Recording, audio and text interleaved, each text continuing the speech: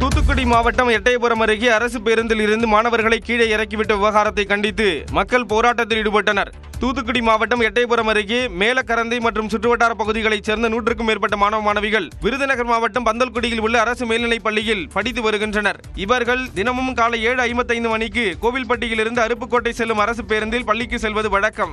அந்த வகையில் வெள்ளிக்கிழமை காலை மேலக்கரந்தை நிறுத்தத்தில் இருந்து பேருந்தில் ஏறிய மாணவர்களை கூட்டம் அதிகமாக இருப்பதாக கூறி ஓட்டுநரும் நடத்துனரும் வெம்பூர் விளக்கில் இறக்கிவிட்டதாக கூறப்படுகிறது. இதனால் மாணவர்கள் பள்ளிக்கு செல்ல முடியாமல் 4 கிலோமீட்டர் தூரத்திற்கு நடந்தே வீட்டிற்கு திரும்பினர். இதனால் ஆத்திரமடைந்த பெற்றோர் பேருந்தை சிறைபிடிப்பதற்காக வெம்பூர் விளக்கு பகுதியில் குவிந்தனர். அவர்களுடன் காவல்துறையினர் பேச்சுவார்த்தை நடத்தினர். ரொம்ப கூட்டமா இருக்கிறதுனால எங்களால ஏற முடியல. நிறைய பிள்ளைங்க பஸ்ல போகவும் முடியல. அதனால எங்களுக்கு ஒரு அடிஷனல் பஸ் விடணும். இது அரசு நடவடிக்கை எடுக்கணும். பாதி பிள்ளைங்க பஸ் ஸ்டாப்ல நிப்பாட்ட மாட்டேங்காங்க. பாதி கொஞ்சம் தூரத்துல நிப்பாட்டதுனால பாதி பிள்ளைங்க கீழே வேற விழுந்து அடிபட்டு வேற இருக்கிறோம். கண்டக்டர் வண்டியை இறங்க சொன்னாங்க.